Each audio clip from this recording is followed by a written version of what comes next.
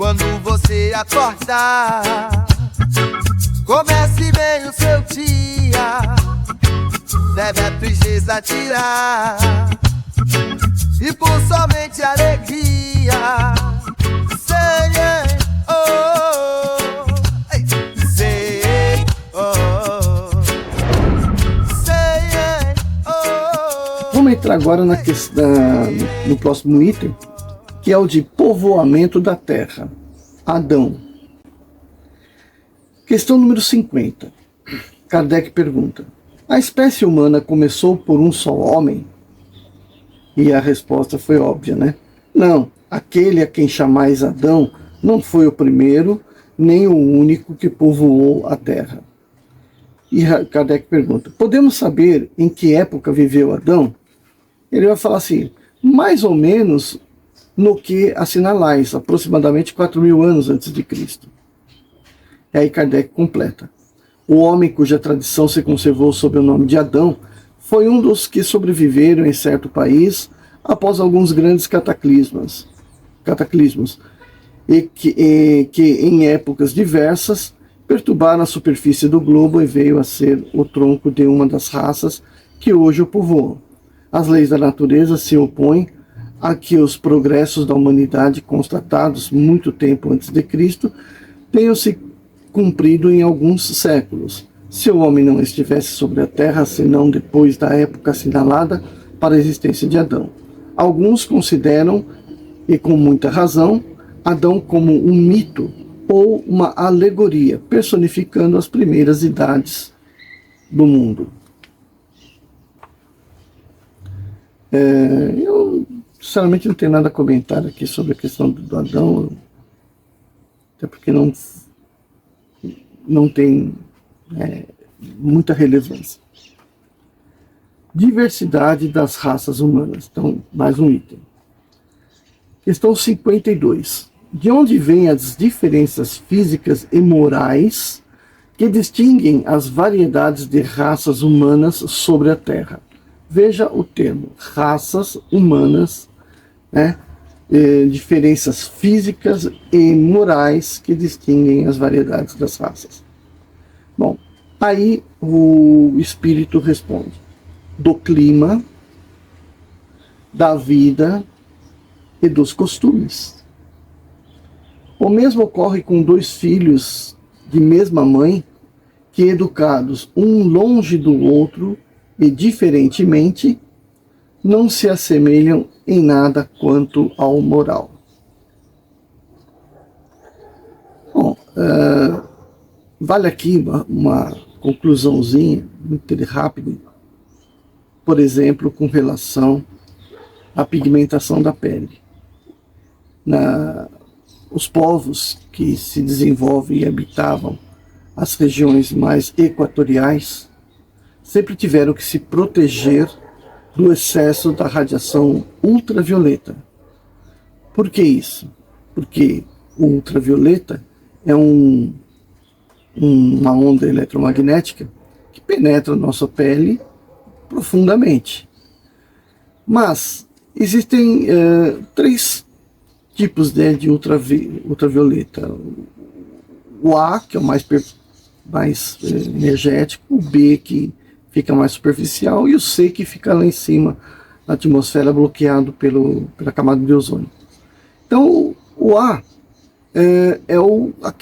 ele tem que penetrar na sua pele, o B também, para a produção de vitamina D, da protovitamina D, que depois se completa no rim. Mas também ela tem uma ação danosa sobre o ácido fólico presente nas células, que vai permitir as células germinativas de serem produzidas, né? Ele é fundamental, né, nessa construção, não só de células germinativas, como de todos os tecidos.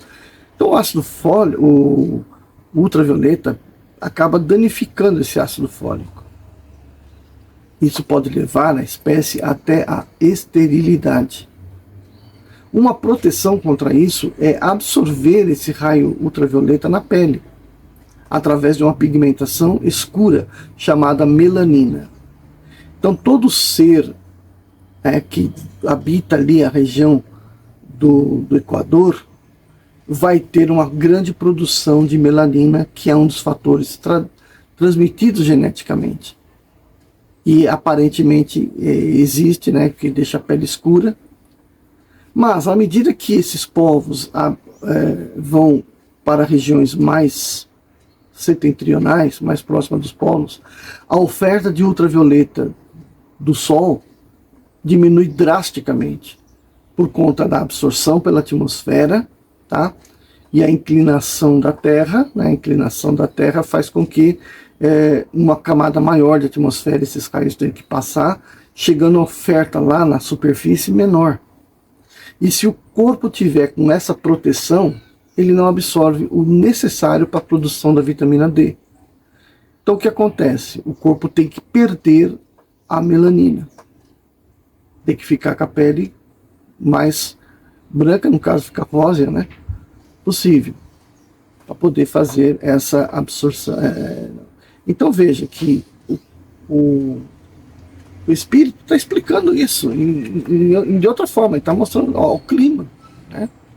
O clima onde você vive, o meio. Mas aí a gente volta na questão do Darwin, que vai falar que a espécie mais bem adaptada sobrevive, a menos adaptada desaparece. Então, para que não desaparecesse, o homem teve que fazer essa mudança.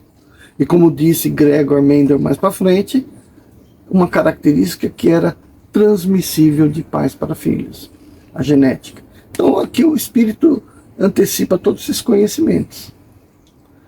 E ainda ele fala da vida e dos costumes, o que é o mais óbvio, né, o mais notório de tudo.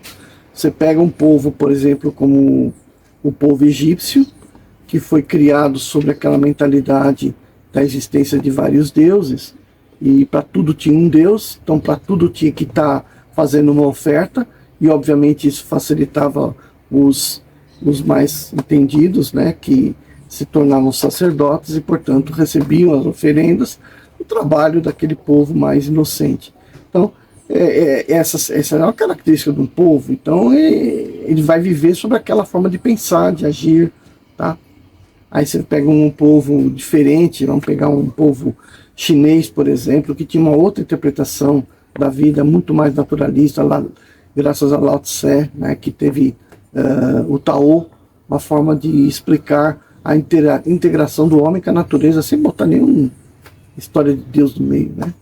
Ah, Deus disso, Deus daquilo, nenhuma divindade necessária, é o homem com a natureza. Então ele trouxe, né, tinha uma outra mentalidade.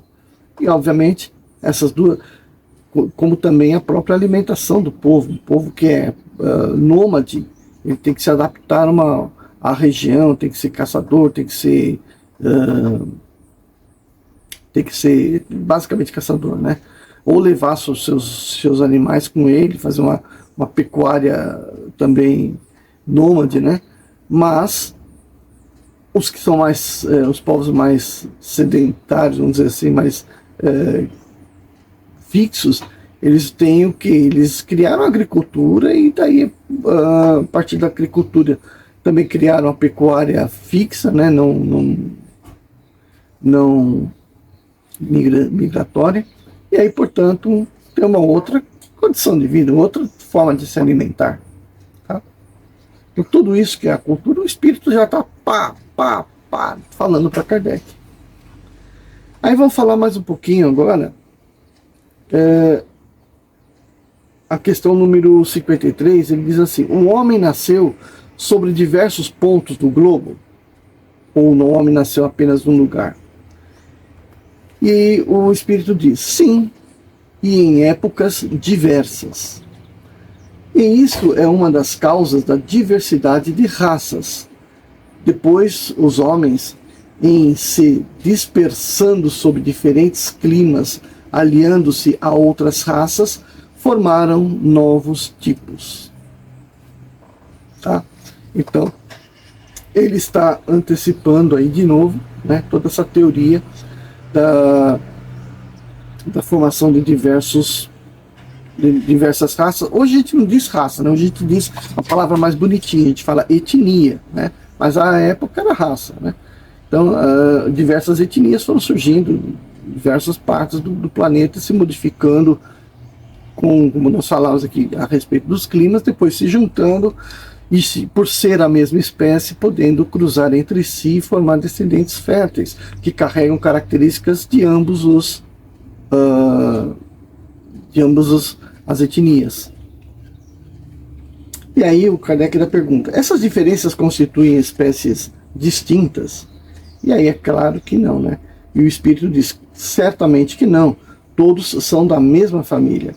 As diferentes variedades do mesmo fruto impedem que pertençam à mesma espécie?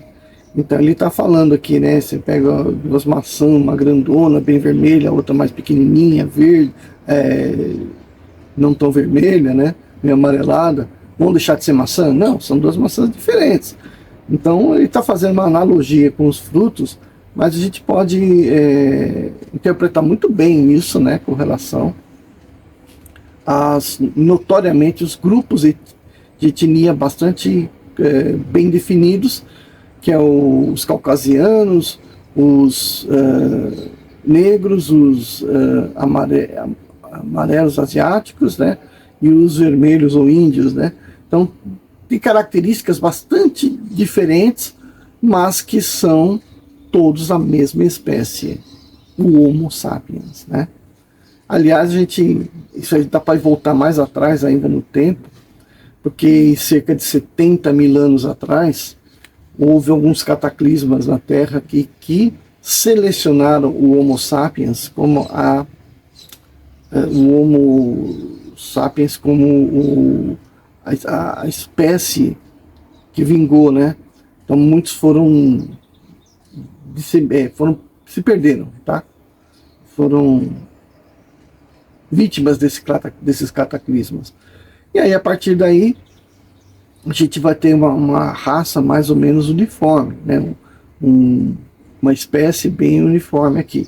Mas se a gente pegar outras espécies como Homo neanderthalensis, existem teorias de que houve cruzamento entre Homo sapiens e Homo neanderthalensis, que levou à extinção dos neandertais. É provável isso? Não foi comprovado, mas é uma teoria, né, que uma espécie dominante como o Homo sapiens acabou submetendo dos neandertais a ponto desses de gerarem alguns descendentes e eles forem desaparecendo por conta dessa miscigenação. Não é provado essa teoria, claro, mas é uma teoria lançada aí. Vamos lá, questão 54. Se a espécie humana não procede de um só, os homens devem deixar, por isso, de se reconhecerem como irmãos? Ela fez uma pergunta, né? Aí o Espírito responde, todos os homens são irmãos em Deus, porque são animados pelo Espírito e tendem ao mesmo fim. Quereis sempre tomar as palavras literalmente. Então ele está dando um esculacho aqui, né? Pode entender as coisas dessa forma, né? Somos todos irmãos, somos em Deus, somos espíritos que estamos aqui para evoluir. Não foi isso que ele falou, mas estamos aqui para evoluir. Uma missão nossa é aperfeiçoamento. Chegamos na condição de espíritos humanos, né? Não somos mais espíritos um pouco mais atrasados como os outros animais. Somos animal mais evoluído que o homem. E aí, portanto, daqui para frente nós temos que sair dessa roda de reencarnação e passar para mundos superiores. Essa é a real, né? Mas o Espírito só está dizendo, olha, em Deus, ou seja, pela criação, pela formação toda, você tem que acreditar que somos todos irmãos. Pluralidade dos mundos. Todos os globos que circulam o espaço são habitados? E o Espírito responde, sim. O homem da Terra está longe de ser, como crê, o primeiro em inteligência, em bondade e perfeição. Todavia, há homens que se creem muito fortes, que imaginam que somente seu pequeno globo tem o princípio de abrigar seres racionais. Orgulho e vaidade. Julgam que Deus criou o universo só para eles. Deus provou, aí Kardec responde, conclui. Deus povoou o mundo dos seres vivos, concorrendo todos ao objetivo final da previdência. Acreditar que os seres vivos estão limitados a um único ponto que habitamos no universo seria por, sem dúvida, a sabedoria de Deus e que não fez nada inútil. Ele deve ter determinado para esses mundos um fim mais sério que o recriar nossa visão. Nada, aliás, nem na posição, no volume ou na constituição física da Terra, pode razoavelmente fazer supor que só ela tem o privilégio de ser habitada, com exclusão de tantos milhares de mundos semelhantes. Então é aqui, principalmente aqui, que eu quero fazer o meu comentário. Bom, sabemos que o homem, o ser humano, ele é a vida aqui na Terra. Mas nós estamos querendo povoar Marte. Vai ser possível? Eu acredito que sim. Acredito que nós povoaremos primeiro a Lua, daí Marte. Povoaremos, não necessariamente, teremos a nossa base, na Lua, Marte,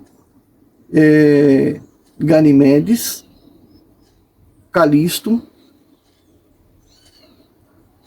Io, e lá para frente Reia, quem sabe, né? Bom, por que eu falo isso? Porque o homem, ele mostrou-se capaz de se adaptar, transformar o meio onde ele vive, onde ele está, para conservar as suas condições de existência. Acredito perfeitamente nisso. Mas acreditar que já existam seres como nós em outro planeta é complicado, porque nós acabamos de ver aqui todas essas conclusões aqui, que a vida na Terra surgiu por uma questão de diversos fatores que foram levando a isso. Desses fatores é a distância ao Sol, a temperatura, a presença de oxigênio, de água, tá? Tudo isso é que fez com que surgisse a vida. E as vidas dali para desenvolver até chegar no homem. Então são diversos fatores.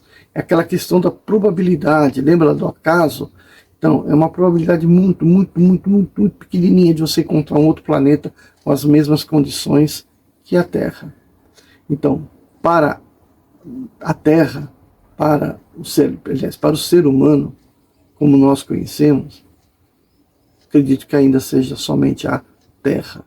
Que nós tenhamos que habitar outros planetas, vamos, mas para isso teremos que levar para esses planetas, para esses locais, as condições de vida da Terra. Porque senão não tem como a gente seguir em frente. É pegar uma planta que vive na areia e enfiar na terra, ou pegar da terra e enfiar na areia, e querer que ela sobreviva do mesmo jeito. Ela não tem como tirar os mesmos elementos que a mantém viva. Então é muito bonito, né, falar, os seres do outro planeta que está aqui. Não está aqui. Tem muita gente que fala, tem seres reptilianos, tem isso, tem aquilo que vive entre nós. Não tem. O que vive entre nós são seres humanos, tá? Que tiveram que ter a carne com a nossa, ou tudo como nós, para podermos viver aqui nesse planeta. Quando se fala em espírito, é outra conversa. Mas o espírito foi habitar outro planeta. Sim, ele foi habitar outro planeta. Mas naquele outro planeta ele não é homem. Ele não é esse mesmo ser que nós somos aqui. Ele é outro casco. Ele tem outra constituição biológica. Tá bom? Então a gente tem que ir destrinchando isso para poder entender melhor essa dinâmica. Tá bom? Bom, qual a próxima pergunta? A 56. A constituição física dos diferentes globos é a mesma? É claro que eles ainda não tinham esses conhecimentos astronômicos. E aí o espírito responde, não. Eles não se assemelham de modo algum.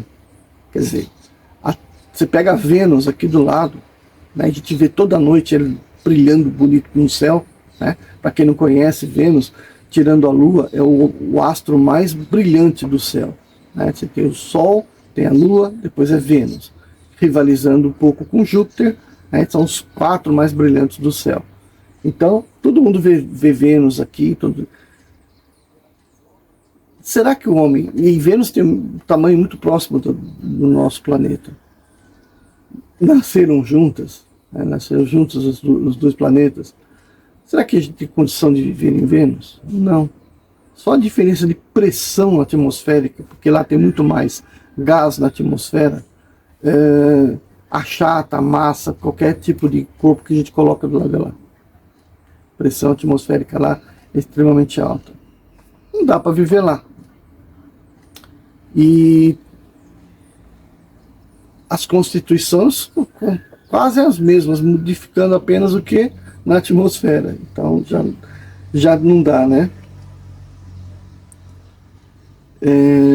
58. Os mundos mais afastados do Sol estão privados de luz e de calor, uma vez que o Sol se mostra a eles apenas com uma aparência de uma estrela. Aí o Espírito responde: crede, pois, que não existem outras fontes de luz e de calor além do Sol, e não considerais em nada a eletricidade, que em certos mundos tem um papel que desconheceis, e muito mais importante que sobre a Terra. Aliás, não dissemos que todos os seres sejam da mesma matéria, vossa, e com órgãos dispostos como vossos? Então veja, ele está dizendo, aliás, não dissemos que todos os seres sejam da mesma matéria vossa e com os órgãos dispostos como os vossos. Então está aí explicado. O outro mundo é outra roupagem, é outra estrutura diferente da nossa. Mas o espírito vai poder abordar esse corpo? Sim, o espírito não é matéria. Então o espírito vai poder abordar aquele corpo, aquela estrutura. Certo? E ainda o Kardec completa: as condições de existência dos seres que habitam os diferentes mundos devem ser apropriados ao meio para qual foram chamados a viver. Se não tivéssemos jamais visto os peixes, não compreenderíamos como esses seres podem viver dentro da água. Assim acontece em outros mundos que contêm, sem dúvida, elementos que desconhecemos.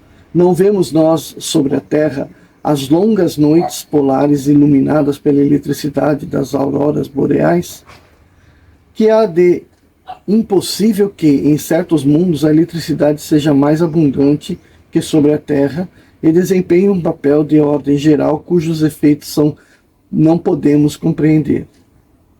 Esses mundos podem, pois, conter em si mesmos as fontes de calor e de luz necessárias aos seus habitantes.